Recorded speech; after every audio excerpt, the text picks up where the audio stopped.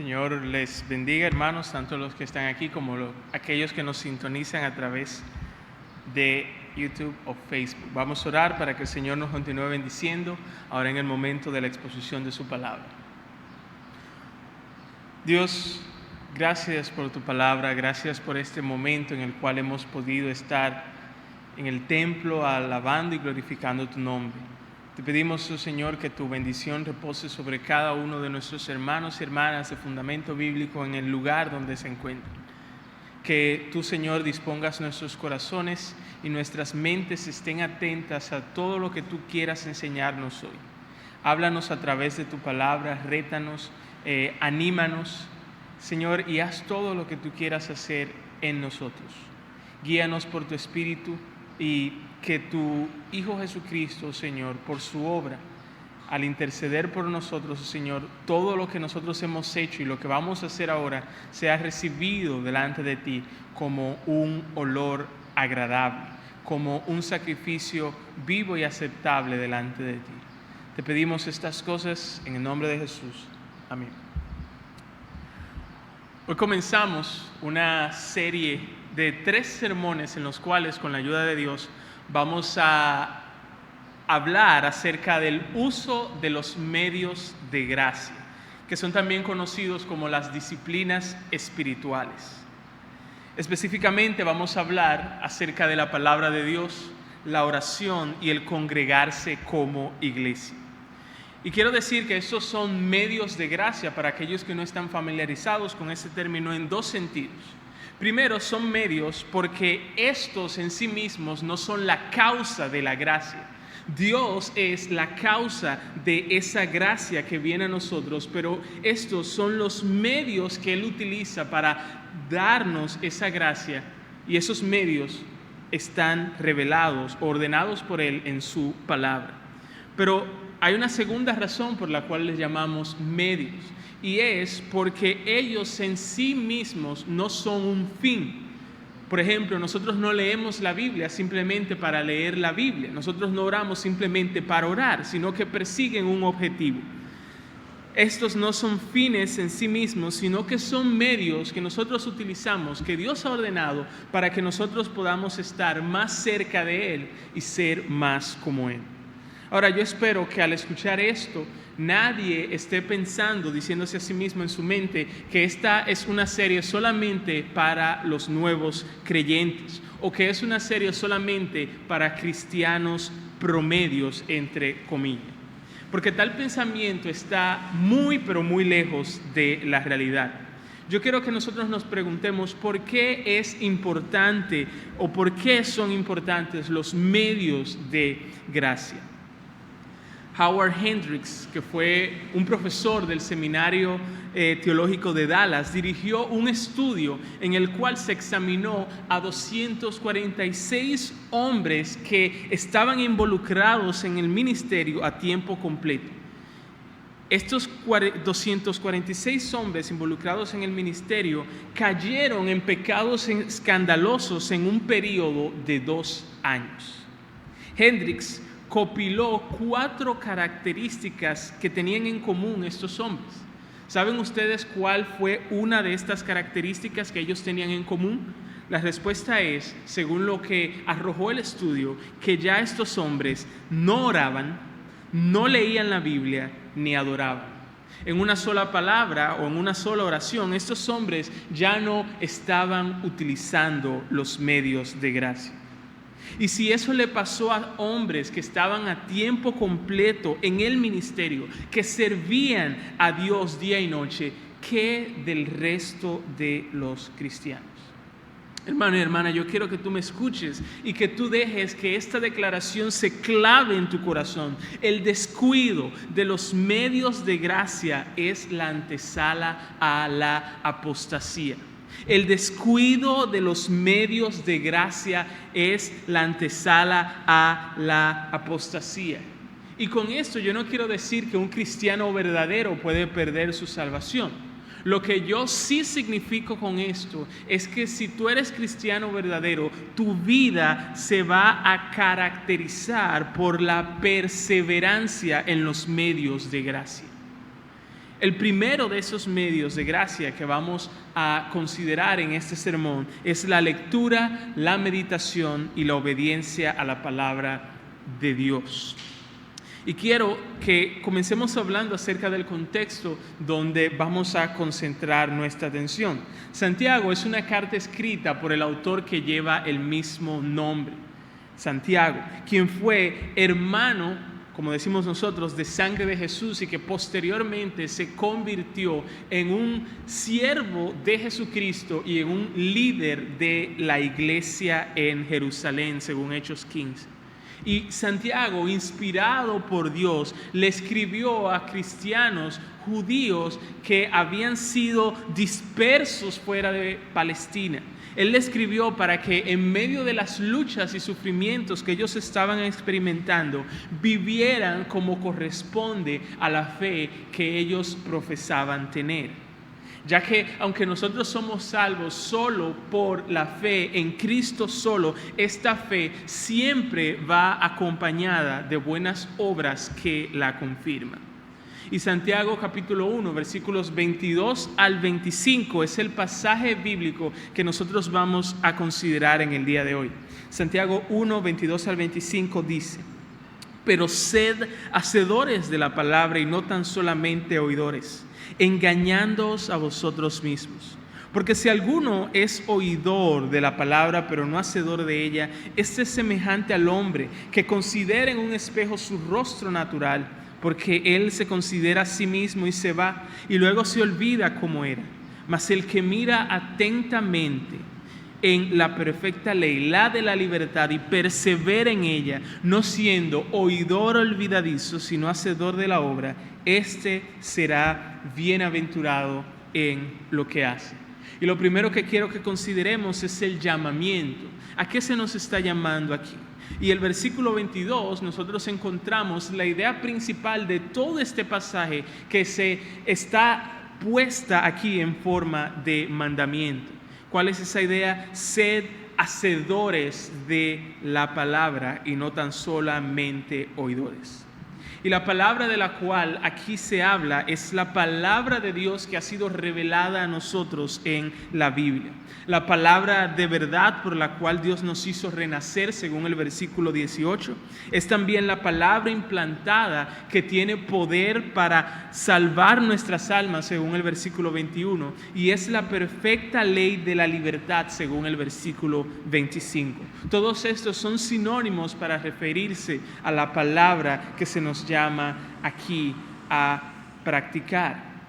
Y el mandamiento del versículo 22 presupone que ya nosotros hemos hecho lo que se presenta en el versículo 21 cuando dice recibir con mansedumbre la palabra implantada.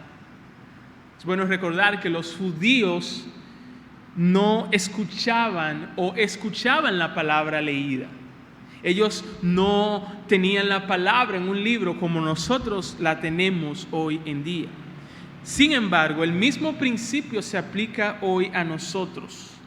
Sea que nosotros estemos escuchando la palabra por medio de un sermón, o sea que nosotros estemos leyendo la Biblia en nuestras casas. Nótese algo muy importante, que lo que Santiago aquí reprende no es el que seamos oidores de la palabra. Eso no es lo que se reprende, sino que lo que se reprende es que seamos solamente oidores de la palabra. Es decir, cuando nos exponemos a la palabra de Dios y ahí acaba todo. Cuando no pasa nada más después que nosotros recibimos la palabra de Dios. Cuando nosotros leemos la Biblia solamente para marcar una tarea más en nuestra lista.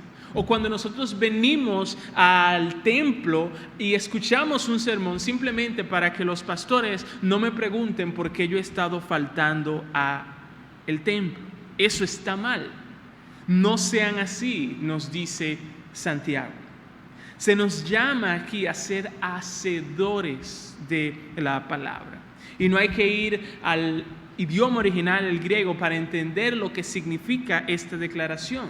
Significa poner en práctica la palabra que nosotros hemos leído en la Biblia o que hemos escuchado a través de un sermón. Ahora, no dejemos de notar algo muy importante, y es que el llamamiento aquí no dice hagan la palabra. No es eso que dice, sino sed hacedores de la palabra. El llamamiento no es hacer de vez en cuando lo que dice la Biblia, sino que el llamamiento aquí es que nosotros hagamos lo que dice la Biblia de manera habitual, que ese sea nuestro hábito. Aquí se nos llama a ser personas que su vida se caracteriza por la obediencia a la Biblia. Eso es lo que significa ser hacedores de la palabra. Las promesas en la Biblia no están ahí de más. Las promesas en la Biblia son para ser creídas. Las advertencias en la Biblia son para ser temidas. La revelación de Dios en la Biblia es para que nosotros le adoremos a Él y le amemos más. Cuando la Biblia revela algo acerca de nosotros es para que nosotros nos humillemos y nos arrepintamos. Los mandamientos en la Biblia son para ser obedecidos. No los que yo escoja como hacen algunas personas, este me gusta, este no me gusta, sino todos aquellos los que Él ha revelado a lo largo de toda la Biblia. Y no hay que ir muy lejos. Aquí mismo, en el contexto inmediato de nuestro pasaje en Santiago, se habla de refrenar nuestra lengua, de visitar a los huérfanos y a las viudas y guardarse sin mancha delante o en este mundo, versículos 26 y 27. Y Santiago nos dice, no solamente oigan que ustedes deben hacer eso, no solamente quédense con eso, sino háganlo, practíquenlo, obedézcanlo. Y otra vez vuelvo a repetir lo que dije anteriormente. Aquí no estamos hablando de perfección, ni estamos hablando de ganarse la salvación por medio de las obras. Santiago mismo reconoce que tanto él como todos nosotros, como dice en el capítulo 3, versículo 2, ofendemos muchas veces. Todos somos pecadores. De lo que estamos hablando aquí es que si tú eres cristiano, si tú eres un cristiano verdadero, hay en ti un nuevo principio que te inclina o que te lleva a obedecer la Biblia. Obedecer no para ganarte la salvación, sino para, o porque, mejor dicho, ya tú tienes esa salvación. Los cristianos verdaderos no solamente debemos, ciertamente debemos obedecer la Biblia, pero no solamente debemos obedecer la Biblia. Los cristianos verdaderos queremos obedecer la Biblia y obedecemos la Biblia por el poder del Espíritu Santo en nosotros. Y sí es cierto, a diferencia de lo que creen muchos en el mundo, nosotros sí verdaderamente caemos, muchas veces tropezamos. Pero no nos quedamos allí. No nos quedamos allí, nosotros no renunciamos cada vez que tropezamos. Pedimos perdón en el nombre de Jesús. Nos levantamos y con la ayuda del Espíritu Santo tenemos un sincero propósito y nos esforzamos evidentemente en obedecer nuevamente. Y esta enseñanza de que no debemos ser solamente oidores, sino también hacedores de la palabra, no es exclusiva de Santiago. En el Sermón del Monte, que abarca los capítulos 5, 6 y 7 de Mateo, Jesús llamó a sus discípulos a comportarse de cierta manera. Y finalizando su sermón, Él dijo las siguientes palabras: por sus frutos los conoceréis. Y más adelante dijo, cualquiera pues que me oye estas palabras, pero no se quedó allí, sino cualquiera pues que me oye estas palabras y las hace. Así que vemos que esa enseñanza no es exclusiva de Santiago, sino que el mismo Señor Jesucristo también la enseñó. Y es por eso, hermanos y amigos, que Santiago nos dice que cuando solo somos oidores de la palabra, nosotros nos estamos engañando a nosotros mismos. Tan equivocado como aquel que hace una suma en la cual 2 más 2 es igual a 5, así también de equivocado es aquel que cree que está bien solamente con exponerse a la palabra de Dios sin obedecerla. Aquel que solamente viene a la iglesia los domingos, que solamente hace eso y escucha los sermones y se va por ahí, y el resto de la semana sí es devoto en abrir su Biblia y leer un pasaje de la Biblia. Pero si solamente hace eso, se está, dice Santiago, no lo digo yo, se está engañando a sí mismo si solamente hace eso.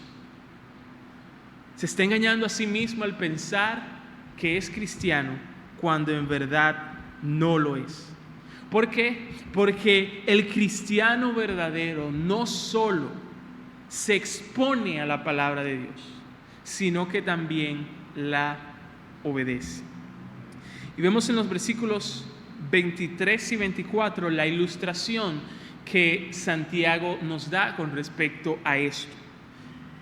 Santiago ilustra lo ilógico que es ser oidor y no hacedor de la palabra de Dios. Quiero que leamos otra vez, pero ahora desde la Biblia Nueva Traducción Viviente, el versículo 23. Dice, pues, si escuchas la palabra, pero no la obedeces, sería como ver tu cara en un espejo. Te ves a ti mismo, luego te alejas y te olvidas de cómo eres. En el tiempo en el cual se escribió esta carta, los espejos no eran iguales a los espejos que nosotros tenemos hoy en día de cristal. Los espejos eran hechos generalmente de bronce o cobre pulido, y el reflejo que esos espejos producían era un reflejo opaco o pálido. Y el punto de Santiago aquí al dar esta ilustración puede ser uno de dos. Uno puede ser que esta persona da una mirada rápida sin prestar atención a aquellas áreas que requieren su atención. O dos, puede ser que el propósito de Santiago es mostrar cuán absurdo es que una persona considere en el espejo cosas de su rostro que requieren su atención y aún así no haga nada al respecto. Ahora, hay algo que sí está más allá de toda discusión, y es que cuando nosotros nos vemos, nos paramos frente a un espejo, es para tomar acción. Nosotros nos paramos en un espejo, es para tomar acción una vez nosotros hemos visto aquellas cosas que requieren nuestra atención. No está bien que usted se levante por la mañana, se ve en el espejo y vea todo un rostro lleno de suciedad, y aún así, después de verse en el espejo y diga, wow, qué feo soy, continúe a lo largo de todo el día como si nada hubiera pasado, sin ni siquiera lavarse la cara. Tampoco está bien que una persona lea la Biblia o se exponga a lo que la palabra de Dios dice y aún así siga su rutina como si nada hubiera pasado. En el versículo 22 que acabamos de considerar hace un rato, se reprende cuando se oye la palabra de Dios y no se practica. En estos versículos 23 y 24, junto al versículo 25, se reprende cuando se oye la palabra de Dios y se olvida. Cuando se oye la palabra de Dios y se olvida. ¿Y cuál es la relación entonces que existe entre el no practicar la palabra de Dios y el olvidar? La relación que existe es la siguiente: lo que no se practica se olvida. Pero también podríamos decir que es cierto lo contrario: lo que ya yo he olvidado no lo voy a practicar. Así que existe una conexión o una relación entre el olvidar y el no practicar. Y eso, hermanos y amigos, no es cierto solamente del inglés. que si usted no lo practica lo olvida, sino que también es cierto de la palabra de Dios. Ese es el peligro que corre aquella persona que solamente se conforma con exponerse a la palabra de Dios y después cierra su Biblia o sale del templo como si nada hubiera pasado. ¿Cuál es el peligro que se enfrenta? Que pronto va a olvidar la palabra, y si olvida la palabra no la va a poner en práctica. El versículo 25 habla que el objetivo de nuestra atención y obediencia es, o no el objetivo, sino el objeto de nuestra atención y obediencia es lo que Santiago describe como la perfecta ley, la de la libertad. Y recuerden que decíamos que esto se habla acerca o se refiere a la palabra de Dios. Y cuando nos habla de la perfecta ley, se nos está diciendo que la palabra de Dios es sin error. Esta no tiene nada que añadírsele, no tiene nada que quitarse. La palabra de Dios es completa y en consecuencia también es suficiente. No se nos está llamando aquí a poner nuestra atención y nuestra mirada en chicas lindas, en vestidos hermosos, en nuestra cuenta de banco o en carros lujosos. Se nos está llamando aquí a mirar aquello que es perfecto. Se nos está llamando aquí a poner nuestra mirada en la palabra del Dios viviente que es perfecto. Y qué tremendo privilegio nosotros tenemos allí. Y la palabra de Dios es de libertad. Esta ley es de libertad porque es por medio de esta, específicamente por medio del Evangelio de Jesucristo, que Él utiliza esto para salvar nuestra alma del pecado al cual nosotros estamos esclavizados. En el versículo 25 hay una progresión, no sé si ustedes pueden verla. Número 1 dice, mira atentamente. Número 2 dice, persevera. Y número 3 dice, será bienaventurado. Y así como cuando estamos frente a una escalera, llegar al último escalón es nuestro objetivo, es nuestra meta. Pero no es menos cierto que cada uno de los escalones que nosotros tomamos son importantes y nos van a llevar entonces a la meta final. Asimismo, es cada uno de estos pasos que se presenta en el versículo 25. Primero, mira atentamente. Y como dije anteriormente, esto presupone que ya nos hemos expuesto a la palabra de Dios. Dicho de otra manera, ¿cómo yo voy a mirar atentamente? ¿Cómo voy a mirar atentamente, como dice este versículo, a lo que yo primero no he puesto delante de mí? Les confieso que fue una gran sorpresa para mí el saber que algunos de aquellos que profesan ser mis hermanos y hermanas en Cristo no leían la Biblia. Y cuando yo me refiero a no leer la Biblia, a lo que hago referencia es a la disciplina diaria de la lectura de la palabra de Dios. Fue una gran sorpresa para mí cuando yo supe eso. Y después de esa gran sorpresa, la pregunta que venía a mi mente era, ok, ¿y qué si eso de que algunos no leen la Biblia no es solamente algo de algunos, sino algo de muchos? No pasó mucho tiempo cuando me encontré con una encuesta que fue hecha en el 2012, en la que una compañía que se llama Lifeway preguntó a personas, no a personas que no asisten a la iglesia, de la calle, no, que preguntó a personas que asistían a la iglesia y que afirmaban querer agradar a Jesús, con cuánta frecuencia ellos leían la Biblia. Y este fue el resultado. Tan solo el 19% afirmó leer la Biblia cada día. El 26% afirmó leer la Biblia unas pocas veces a la semana. El 14% afirmó leerla una vez a la semana. El 22% afirmó leerla al menos una vez al mes. y el 18% afirmó leer la Biblia rara vez o nunca. Y no debemos sorprendernos, hermanos, de que aquellos que no son cristianos, cuyo corazón no ha sido transformado, no ha sido regenerado por la obra del Espíritu Santo en ellos, no le interese leer la Biblia ni obedezcan lo que dice la Biblia. Eso no es sorprendente. Lo que sí debería sorprendernos es que aquellos que se llaman cristianos actúen de la misma manera. Y no digo esto con orgullo diciendo, yo leo la Biblia todos los días y ustedes no. Yo lo digo con tristeza, porque los hermanos y hermanas a quienes yo amo se encuentran en un gran peligro.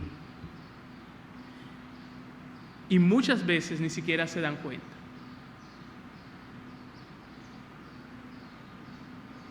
J.I. Packer, se me olvidó ahí, dijo: si yo fuera el diablo, uno de mis primeros objetivos sería detener al rebaño de profundizar en la Biblia, sabiendo que es la palabra de Dios la cual enseña a los hombres a conocer y amar y a servir al Dios de la palabra. Yo debería hacer todo lo que pueda para rodearla con fosas espirituales, espinas y trampas de hombres, para así asustar a todas las personas. A toda costa debería impedir que usen sus mentes de una manera disciplinada para entender su mensaje. Termina la cita. Y personalmente pienso que una de las trampas del diablo más comunes en las cuales muchos caen, es decir, que van a leer la Biblia cuando tengan tiempo. ¿Cuál es el resultado? ¿Cuál es la experiencia de aquellos que leen la Biblia cuando tienen tiempo? En el mejor de los casos, leen la Biblia 1, 2 o 3 veces a la semana, y en el peor de los casos, nunca leen la Biblia porque supuestamente nunca tienen tiempo. Hermanos, no. La Biblia no se lee cuando se tiene tiempo. Uno saca tiempo para leer la Biblia. Y si es a la misma hora todos los días, mucho mejor, para así crear esa disciplina. Y si tú tienes que sacar algo de tu agenda, de tu apretada agenda, para poner la lectura de la Biblia allí, hazlo. Porque la Biblia es mucho más importante que todo lo demás que tú puedas tener en tu agenda. Hermano y hermana, no caigas en la trampa del diablo. Lee tu Biblia. Lee tu Biblia. Pero no solamente es leer la Biblia, porque lo que dice el texto, el versículo 25, es mirar atentamente a esto. Y mirar atentamente es completamente lo opuesto a ser un oidor olvidadizo. Significa literalmente inclinarse para mirar o considerar de cerca algo. Y es la misma mirada que los discípulos de Jesús dieron a la tumba cuando ellos fueron a ver el cuerpo de Jesús. Ellos fueron a ver si el cuerpo de Jesús estaba allí. Es decir, que esta mirada atenta, no es una mirada rápida, no es una mirada desinteresada, sino que es una mirada con interés.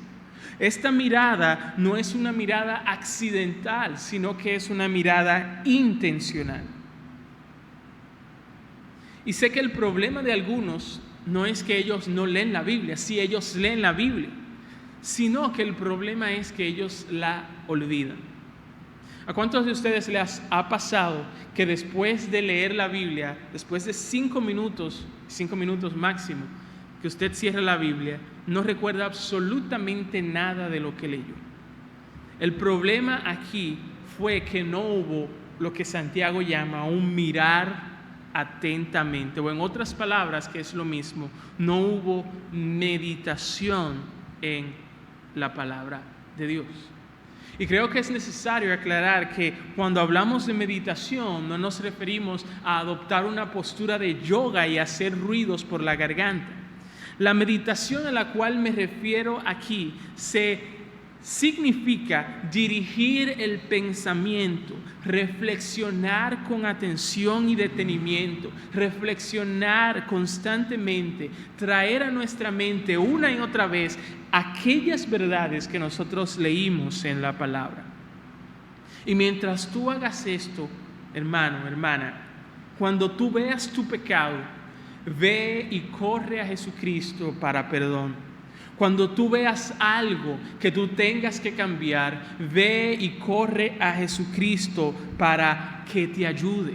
Cuando tú veas algo bueno en ti, ve y corre a Jesucristo para agradecerle por eso. ¿Qué tan importante es la meditación? Si le preguntáramos a Santiago, él diría, muy importante. Porque si tú no meditas, sí vas a olvidar. Y si tú olvidas, entonces no vas a poder obedecer. Así de importante es la meditación. Algo similar nos dice David en el Salmo 1 cuando dice: bienaventurado el varón que en la ley de Jehová es su delicia y en su ley medita de día y de noche. El pastor puritano Thomas Watson dijo: la razón por la cual nosotros venimos tan fríos, y yo diría la razón por la cual muchos se encuentran en su devocional aburrido, es porque no nos calentamos a nosotros mismos en el fuego de la meditación. El príncipe de los predicadores, Charles Spurgeon, dijo: obtenemos más de la meditación que de la audición.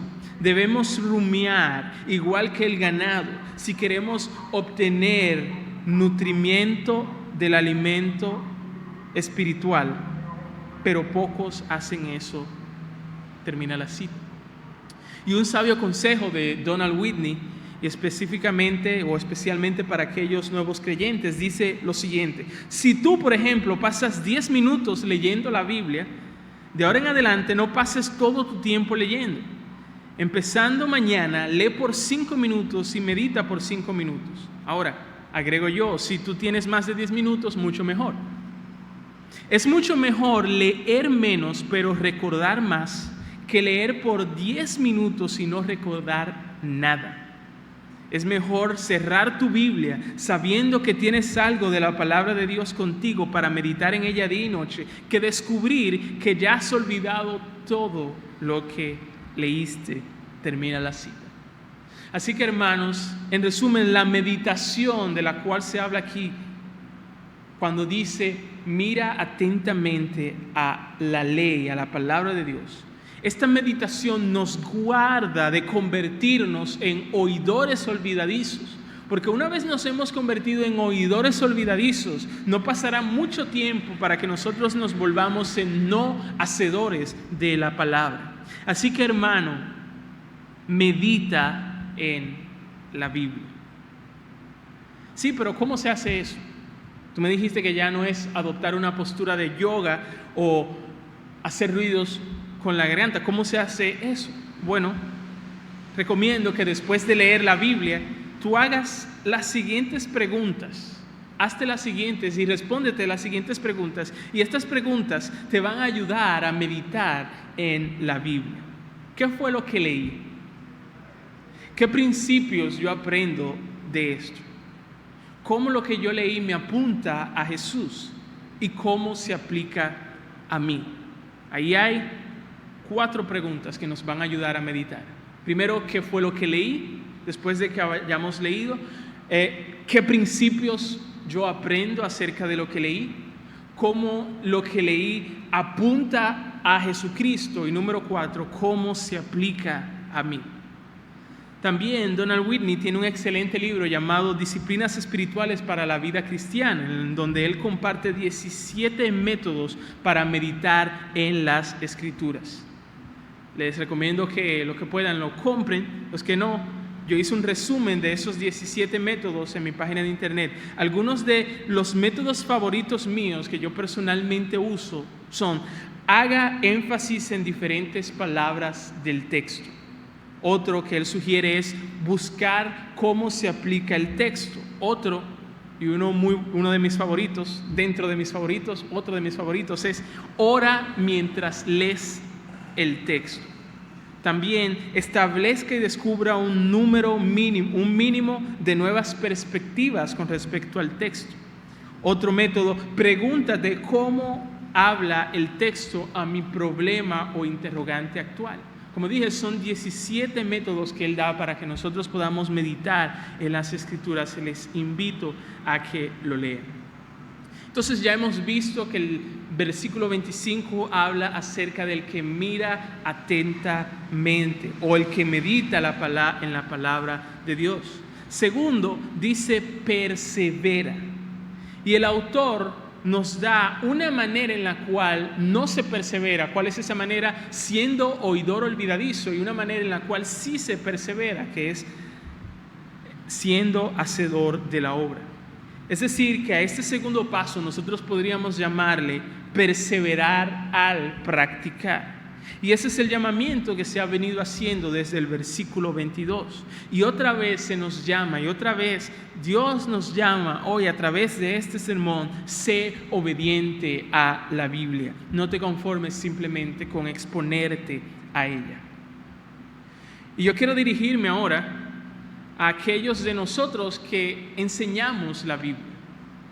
Somos muy buenos leyendo y meditando en la Biblia. Eso está bien.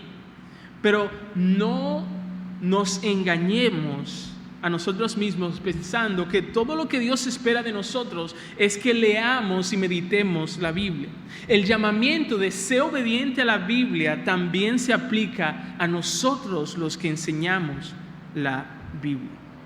Por ejemplo, Dios manda a aquellos que son pastores que sean ejemplos de obediencia a la congregación en 1 de Pedro 5:3.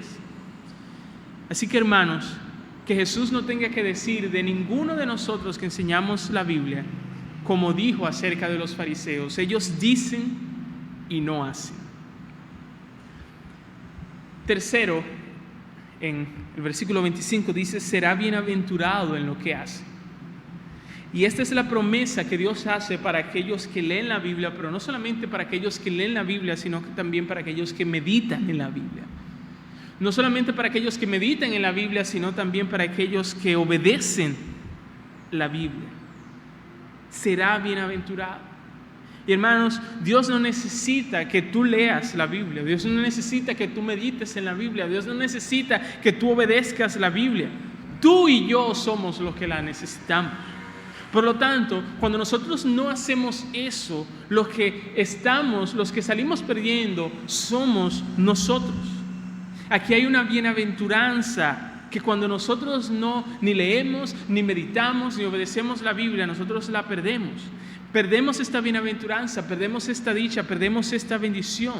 Una bendición que es, si me permiten usar la expresión, digna de envidiar, pero muchos la desprecian al no leer, meditar y obedecer la Biblia. Nuestra obediencia, dice alguien, no gana la bendición de Dios, porque sus bendiciones son siempre por gracia. De hecho, algunas veces Dios nos bendice aún en y a pesar de nuestra desobediencia. Pero sabemos que no podemos esperar, dice esta persona, la bendición de Dios aparte de la obediencia. Y las siguientes palabras de Jesús, dichas a sus discípulos, parecen confirmar lo que dice este autor. En Juan 13:17 Jesús dice: si sabéis estas cosas, ¿cuál es la que Jesús le acaba de decir a ellos? Bienaventurados seréis. No dice si las sabéis, si las tienen en la memoria, si las pueden repetir. Dice: bienaventurados seréis si las hiciereis.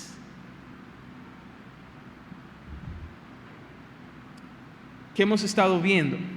Hemos estado viendo que la Biblia es como un espejo, pero no como un espejo meramente decorativo, sino como un espejo que debe ser usado diariamente. Y entonces, al ser usado diariamente, seamos beneficiados con este. Por eso, hermano, hermana, cámbiate ante el espejo de la Biblia. Mírate en el espejo de la palabra de Dios todos los días. Antes de salir a cualquier obra, cualquier actividad, mírate en este espejo. Y aún si te vas a quedar en tu casa, mírate en este espejo todos los días. Pero no solamente te mires, sino que actúa en consecuencia a lo que tú veas allí. Porque ninguno, absolutamente ninguno de nosotros somos tan hermosos que no necesitamos arreglarnos ante el espejo de la palabra de Dios. Solamente Jesucristo. Jesucristo, más que todos los que han vivido, vivieron y vivirán, Él oía la palabra de Dios, pero también Él la practicaba o la obedecía. Y Él lo demostró esto cuando fue tentado en el desierto por Satanás. Jesucristo respondió a cada tentación citando las escrituras que Él conocía por un lado, pero también obedeciendo lo que éstas decían. Y debido a que Jesucristo triunfó donde Adán y todos nosotros hemos fallado, y debido a que Él murió en la cruz y resucitó después de 3 días, hoy nosotros podemos disfrutar de la salvación, la cual incluye tanto el perdón de todos nuestros pecados, por un lado, pero también esta salvación incluye el poder para nosotros obedecer la palabra de Dios. Y quiero hablar ahora a aquella persona que me escucha que todavía no es cristiana. Y quiero preguntarte, amigo o amiga, ¿qué vas a hacer con el Evangelio de Jesucristo? ¿De qué le sirve a alguien saber que el dibujo de una carabela sobre un líquido indica que es veneno si a pesar de todo él se lo bebe? Asimismo, ¿de qué te sirve a ti saber que todos somos pecadores, incluyéndote, si tú no te arrepientes de tus pecados? ¿De qué le sirve al deudor saber que en el banco están cancelando todas las deudas si aún así éste no lo solicita? De la misma manera, ¿de qué te sirve a ti escuchar que Jesucristo puede salvarte de tus pecados si no le pides con fe que te salve? Amigo, corre hoy, justo ahora, a Jesucristo con arrepentimiento y fe y serás salvo. Yo quiero terminar con la misma pregunta que le hizo un pastor a un miembro de la iglesia cuando se acercó a él para felicitarle por tan estupendo sermón predicado. El predicador, después de ser felicitado, le preguntó a esta persona: ¿y ahora qué tú vas a hacer con eso? Y esa misma pregunta yo quiero dejarla para todos nosotros ahora. Y ahora que yo he escuchado la palabra de Dios, ¿qué voy a hacer con eso? Oremos. Gracias, Señor, por tu palabra. Gracias por Jesucristo. Gracias por tu Espíritu. Gracias, oh Señor, porque tú nos has dado todo lo que nosotros necesitamos para esta vida y para la piedad, para que nosotros podamos vivir como tú nos has llamado a vivir. Perdona nuestros pecados, nuestra apatía, nuestra indiferencia, nuestra rebelión, y ayúdanos, oh Señor, a no solamente ser oidores de tu palabra, sino también hacedores de esta. Concede a nuestras faltas corrección, como decía al principio.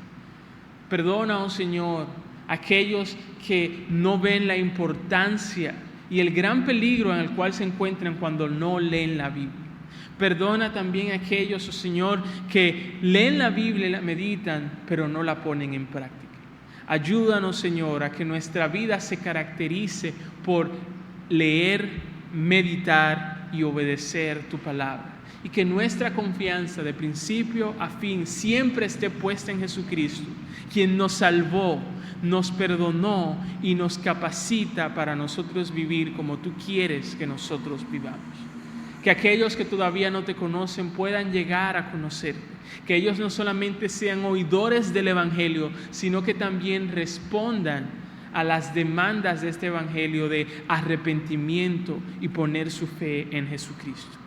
Te pedimos, oh Señor, y te agradecemos por todo esto, en el nombre de aquel que obedeció, aquel que es nuestro Salvador, aquel que tomó nuestro lugar y aquel que intercede por nosotros hoy delante de tu presencia, nuestro Señor y Salvador Jesucristo. Amén.